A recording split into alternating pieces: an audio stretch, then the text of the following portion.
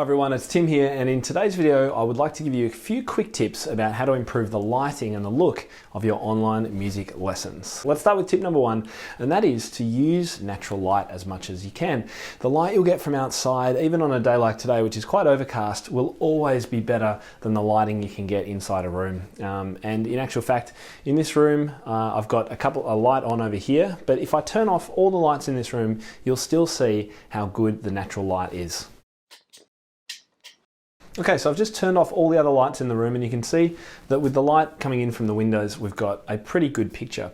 One thing you do want to avoid is using things like this, a desk lamp, to try and light your face, because if you try and shine this in your face, it's going to look really bad, it's going to get really annoying as well. So don't use desk lamps, things like this, to try and light your music lessons. There are many other options which are going to be more effective. So let's go on to number two, and that is get the light behind the camera. So at the moment, I've got the light kind of half on, side on for me at the moment. If I move the camera around so that natural light is behind me, you're going to see the effect. Okay, so with the light behind me, now it's not actually too bad in here at the moment, but if it was bright sunshine outside, I would be a black silhouette. So what you want to do is always make sure that the camera has the light behind it. So let's swing this around. So you can see the immediate difference with me having the light coming onto my face and the light coming from behind the camera. There are no other lights on in this room except for the natural light from outside. So that's tip number two, get the light behind the camera or shining onto your face or your instrument. Now that may mean that if you've got a piano, you might need to move it around the room. For those of you teaching guitars and strings, you can obviously move around much more easily. Okay, so let's go on to tip number three. What do you do if you need some extra light but you don't want to use a lamp, because we know that that's not going to look very good? Well, you've got a couple of different options, and I've turned them on in the room now. The first option is to use what we call softbox lights, and when I turned the camera around before, you saw one of them in the background. So this is known as a softbox. It's just a few globes inside this kind of white canopy or cover, which diffuses the light and gives us a really nice kind of warmly lit and equally lit kind of space, rather than a lamp which would kind of shine straight on your face.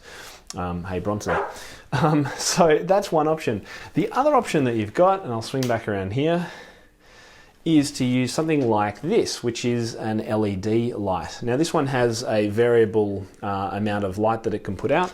If I put this in front of me, you can see that I'll just turn it down, so it's just kind of a natural kind of warm glow there, and if I turn it up really brightly, I actually can't really look at the camera because it's so bright. So these LEDs have rechargeable batteries. They're a great option. Both of these equipment setups, they're not very expensive. You can buy these things on Amazon, and we'll pop some links to what I recommend below this video if you're interested in getting some extra lamps and lighting for your online lessons. Okay, tip number four is to actually draw the blinds. Sometimes if you are using extra lights and you don't need the natural light from outside, it can actually be better if you draw the blinds. So I'm going to do that now in this space. And I've got two sets of blinds on this particular window. I've got a shade cloth and then I've got a full block out. So let's see what it looks like with the shade cloth down. Okay, so you can see the room's already a little bit darker, but it's being filled in by the two soft boxes, which I've got one on either side of my instrument. Let's pop the full block out down. So now we've got full block out in the room. I've still got these two lights on. Let's turn those two off. And now you can see the camera is really struggling to find enough light for this image. So this is not the kind of online music lesson that you want. With just a couple of simple lamps, we can fix up this space even in pitch black. All right, I'm going to finish with two quick final tips, not so much about lighting, but just about camera placement. One thing that even guests on my podcast forget to do sometimes is actually see where they are in the frame. So quite a few of them can be quite too close, or quite often the camera will kind of be about here and they'll be just in the bottom and seemingly have no idea that this is actually an issue. So make sure when you are setting up your cameras for your online lessons that you're in the middle of the frame, that the student can see your instrument or your hands or whatever it is, and that everything is nice and clear. And for me, I'd probably put it about here, for me where I'm speaking at the moment. You can just see the end of Bronson's tail over here.